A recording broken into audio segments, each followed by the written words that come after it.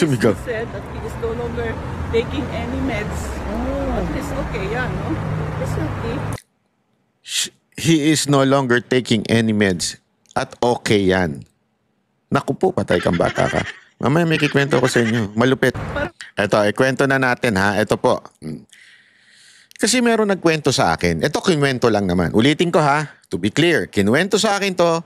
At first, I didn't believe. Okay? Kasi that's who I am eh. Alam mo, ako po yung tipo ng taong hindi gullible, hindi basta-basta naniniwala. Pero, nung nakita ko tong interview ni Miss Elizabeth, si Ma'am Elizabeth, at itong si VP Sara Duterte, para tuloy na confirm yung kinukwento sa akin. Di umano daw, para bagang may Narito ang Balitang Pinoy TV.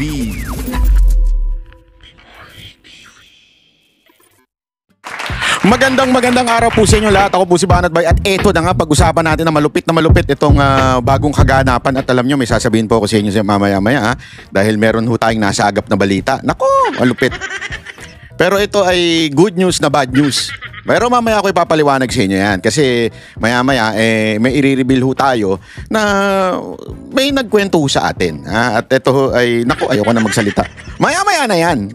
Pero bago po mangyari ang mga ganyang klaseng usapan, ulitin lang po natin mga kababayan, baka naman pwede mag-subscribe na po kayo kasi sa mga nanonood, 52% hindi nakasubscribe. Pero alam nyo nakita ko yung statistics medyo umaangat na po ito. Marami na po ang nanonood na nakasubscribe. Pero kung maaari pa, yung iba pa, yung remaining na nanonood, baka naman pwede hong tayo mag-subscribe. Okay. Ito na nga, pag-usapan na po natin. Ayan, okay. Ito, ipapakita ko sa inyo maikli lang ito. Maganda rin itong interview ni Alvin Good afternoon, Ma'am Elizabeth. Yes. Welcome to the 30th Street. How are you today, Ma'am? I'm fine. I'm happy that I have seen him. And he's okay, but he's so fit. Skin and bones. Hindi tulad sa picture na ito. She's really that, you know. Skin and bones. Kaya tama yung yung ating mukhang may punto si ChatGPT. ChatGPT po ito again hindi ho ito pang paninira o pang babalahura kay Pangulong Duterte. Pero yan nga yung parang siguro malamang parang ganyan Kasi ulitin natin, tinanong natin kay ChatGPT, pinagawa natin ng kung ano ba yung posible na picture nung sinabing pumayat at para nung teenager. So, kumuha tayo ng dalawang picture, pinagsama natin at kung pwede i-combine. And yan ang lumabas. And I asked him, want to eat the food? Sabi niya, ayaw daw food. Ayaw na. And pabalik-balik daw. Hindi ba siya nilulutuan ng mga Filipino food? No. So whatever lang. Hindi sumigaw. He said that he is no longer taking any meds. At least okay yan, no? It's okay. He is no longer taking any meds. At okay yan. Naku po, patay kang bata ka. Mamaya may kikwento ko sa inyo. Malupit. Parang tingin ko he's healthy, but as an old man, He's healthy. Mag-iduktong natin yon. Nangayayat siya, pumayat siya, but he is healthy and he is no longer taking meds. Naku po. You never know. yeah. Tulad, mahina na maglakad, you know. Yan But how is he with the weather, Ma'am, lately? Kasi sobrang init ng weather lately. I told him, sabi ko, malamig. Sabi na may init naman. Sabi ko, malamig pa rin para sa akin. Sabi niya, sabi niya, kasi matanda ka na. Yun ang sabi. Pero mag-exercise naman si President. Hindi ko rin. Gusto lang niya mag-sleep. Gusto lang niya manood ng TV. Yan, after daw the TV, sleep na naman daw siya. Yun lang. Yun ang ganun. At saka nagbabasa naman siya ng libro, Ma'am. Yeah. Nabasa din. Pero not so much. Gusto niya yung TV. She was asking about how is Davao, gano'n. Okay ba daw si Basti sa kanyang kwento? Ito, ikwento na natin Ito po. Kasi meron nagkwento sa akin. Ito, kinwento lang naman. Ulitin ko to be clear. Kinwento sa akin to. At first, I didn't believe. Okay? Kasi that's who I am Alam mo, ako po yung tipo ng taong hindi gullible, hindi basta-basta naniniwala. Pero, nung nakita ko tong interview ni ni Miss Elizabeth, si Ma'am Elizabeth at itong si VP Sara Duterte para tuloy na confirm yung kinukwento sa akin. Di umano daw, para bagang may naglalason kay Pangulong Duterte through the medicine. Yun ang sinabi sa akin. Okay? And because of that, bumagsak yung katawan ni Pangulong Duterte. And we saw that. Nakita natin yan during sa kanyang presidency. Nakita natin talagang ang laki ng after from the beginning. Kasi naalala ko nun nung campaign. Nung campaign, malakas siya. Nakakatatlo, 4 na sortie kami nun sa isang araw. 2016. Pero nung pagkatapos niya, talagang bumagsak yung katawan niya. Okay? Again, wala po tayong tinutukoy na tao. Okay? This could be accidental or this could be intentional. We do not know. Kasi, remember this, ang medicine is not perfect. Diba? Kung titingnan ninyo nga, pansinin ninyo kahit kayo mismo, meron pagkabinigyan kayo ng gamot, diba? Sasabihin pa nga ng doktor sa inyo, ito yung maaaring side effects. So, ito, blah, blah, blah, blah. Not all medicine is, masasabi natin, good in totality. You have to use it rightly. Ibig sabihin, tama ang pag-inom mo, at the same time, tama yung amount. Pag medyo sumobra yan, tatamaan yung atay mo, tatamaan yung ganito mo, tatamaan yung ganyan mo. Di ba? Yan po yung lagi, di ba? Kaya nga meron, halimbawa, meron akong iniinom pang pain reliever, di ba? Meron tayong pain reliever. Di ko na lang babanggitin ko anong brand. Pero winawarningan ako ng mga doktor laging, wag lagi yan. Wag ka masanay sa pain reliever or else tatamaan yung ganito mong organ. Di ba? Laging ganun meron din yung pampababa ng sugar. Wag mong kasi ako may diabetes ako, type 2, di ba? So, wag masyado yan. Yung particular na gamot na yan or ang possible side effect niyan, UTI. Bakit? Kasi ihi ka ng ihi. Pinag-aralan ko yan kasi nga, alam mo yon, lahat ng tinitake ko as a medicine, hindi ko lang tinitake naman basta. Talagang ay pinag-aaralan ko yung sinasabi ng doktor. Ano ba talaga yung side effect? Pag sumobra yan, kasi, di ba, isipin mo, halimbawa, yung isang gamot ng diabetes, pwede mong gamitin yan Sabi nila, uy, maganda yan kasi iihi mo yung sugar tapos papayat ka dyan. Bakit di nila ako uminom? Para pumayat ako ng todo. Damihan ko inom nito. Hindi pwede. Kasi may limit. Yung limit na yan, maaari kang pumayat dyan, pero pag nasobrahan, tatamaan yung ganito mo kasi iihi ka ng iihi, ilalabas mo yan. So mas, may ganun may side effects. Lahat po ng particular na gamot ay may side effects. Kailangan tama ang pag-inom, tama ang dosage. Yan ang importante. Ngayon, kay Pangulong Duterte, may nagsabi sa akin na baka nalason daw siya sa mga gamot na ininom niya. Okay? I'm not saying it's intentional. I'm not saying it's a accident. Pero may ganong side na may ganong pangyayari na kaya bumagsak ang katawan ni Pangulong Duterte for 6 years after hanggang sa kanyang presidency. Hanggang matapos yung kanyang presidency. Kaya nagkaganyan ng katawan ni Pangulong Duterte. O naging side effects nung pinapainom sa kanya. Hindi natin alam kung ito'y intentional or somebody or someone may ibang motibo. But one thing is for sure. Yung iba hindi sure. Kung may intention o merong wala tayong alam dyan. Basta yun ang sinabi sa akin. Ngayon, one thing is for sure. Binabanggit ni VP Sara Duterte at ni Ma'am Elizabeth. Paulit-ulit na sinasabi to. At kahit sila baste, I think yung sinasabi nilang not lahat ng gamot ay pinayagan doon sa loob ng ICC. Noong una, kung titingnan mo, gusto kayang patayin ng ICC ito? Ba't hindi pinapasok yung mga gamot? Di ba? May ganon.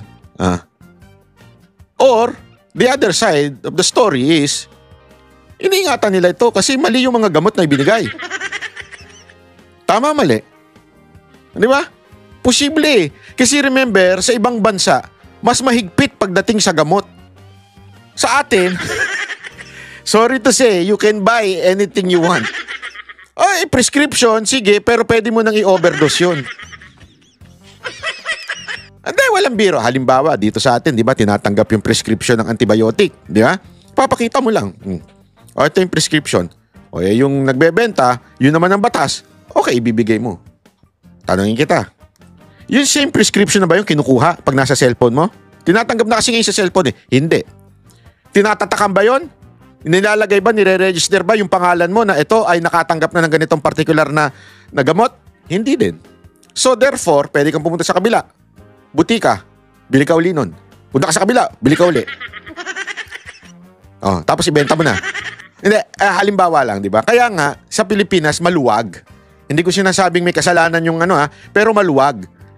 Sa ibang bansa kasi alam nyo, ilang beses na ako nakaranas ng nagkasakit ako sa ibang bansa.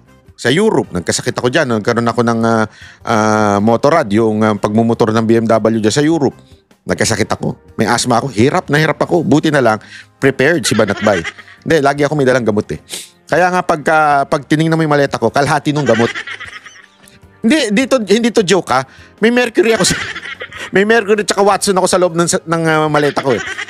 Kung makikita ninyo, as in marami talaga akong gamot. Sa Japan, ilang beses ako nagkasakit dyan.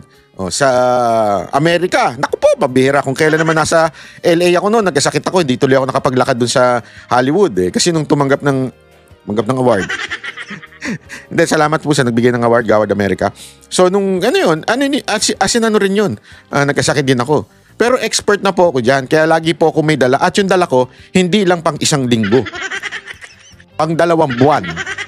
Kasi nga, alam ko, nangyari na sa akin yan nung kabataan ko. Bata talaga, sa Guam. Nung may show ang Mocha Girls dyan, nagkasakit ako. Na-ospital ako. At ang laki ng binayaran ko. Gago!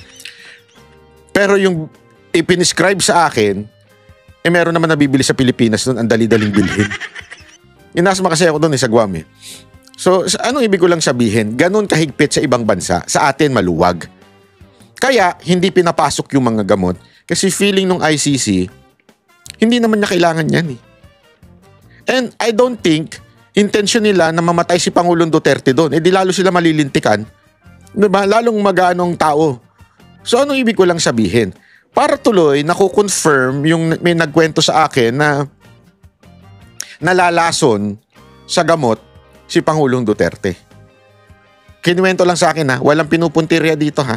Wala akong pinupuntiryang tao dito. Okay? Kasi nga, again, it could be intentional or not intentional. Maybe an accident, hindi namamalayan.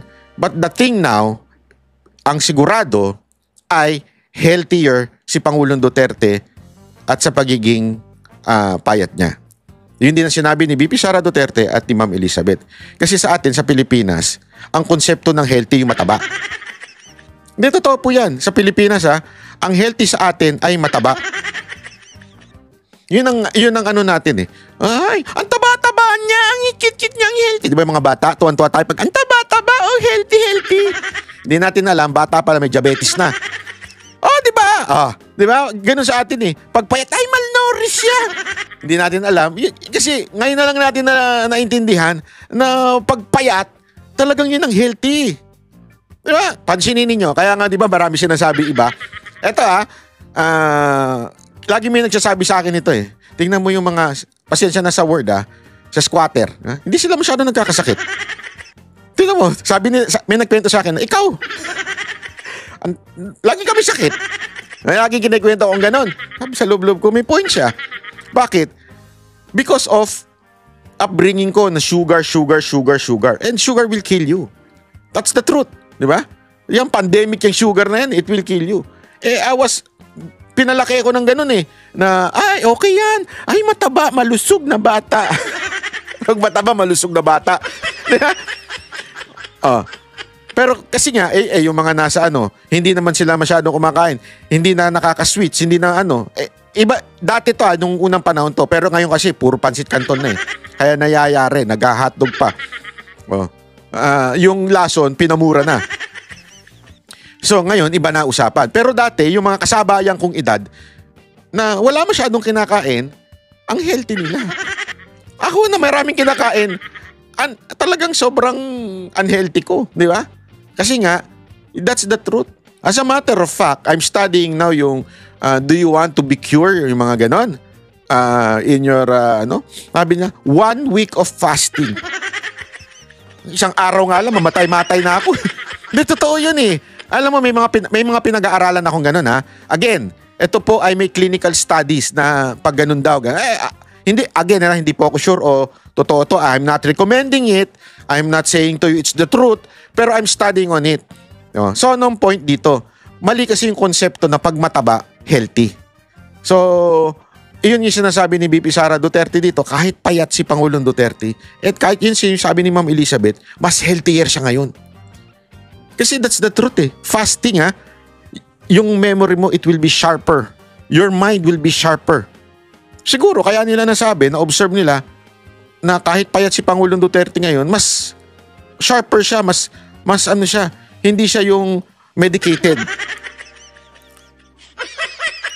So tingnan natin kung ano talaga ang magiging resulta nito. Basta, ang importante mga kababayan, our president is now healthier than ever. Okay? Ulitin ko, wala po akong pinupuntiryan tao, wala po akong sinasabi na tao na lumalason sa kanya. Maybe it's an accident. Siguro kasi nga sa Pilipinas, siguro over-concern na presidente yan, kailangan natin ng gamot hanggang ikinabagsak niya. Nalason siya. Di ba? Si PRRD nalason sa gamot. Malamang gano'n na nangyari. We do not know. Okay? Ma'am, kamusta po ang aming pinakamamahal na inyong ama, dating Pangulong Rodrigo Roa Duterte? Okay lang siya. Very good mood today.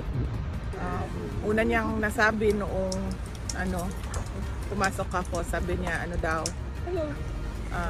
Yung braso ko daw ay doble ng braso niya. So, 2 braso daw niya yung isang braso ko. Ma'am, pakilinaw po yung sinabi ni Ma'am Elizabeth kasi ma'am, marami talagang nabahala mga kababayan natin na si Tatay Digong daw ay ayan na. skin and bones. Ano po yung konsepto nun, ma'am? Pumayat siya ng sobra. Hindi niyo pa siya nakita ng ganito siya kapayat. Ganito siguro siya kapayat nung binata pa siya. Oo. So, laki ng pinayat niya. So, kung ito yung braso ko, doble ma. So, doble is kalahati. Doblete. Kalahati na lang nito ang braso niya. Pero health-wise, ma'am, okay naman siya, ma'am? So far, wala man siyang, tinanong namin siya kung may mga complaints siya, wala naman siyang nararamdam. Grabe, no? Alam mo, hindi natin malubos maisip kung ano yung sinasabi ni BP Sara Duterte na pumayat, di ba? Pero sabi ko nga kasi doblete, ibig sabihin talagang, at saka yung sinasabi niya kung ano yung itsura nung kabataan niya. Play natin. Daw. So, okay naman siya. On that note, kasi wala din naman siya sa hospital part ng prison, nandun siya sa regular detention unit. Kasi lahat ng mga Pilipino, ma'am, talagang nagdadasal para sa speedy recovery ni PRRD kasi we are definitely more than willing to welcome him sa outside world. Oh yes, oo. Marami ang nagdadasal na sana ay mag-grant na yung ma-dismiss na yung kaso based on jurisdiction at hindi pa ma-desisyonan yun ngayon ay mabigyan siya ng impunity. Meron bang mensahe si PRRD sa mga kababayan natin sa buong mundo? Sinabi niya na I did what I had to do for my country and then I have no regrets sa mga ginawa.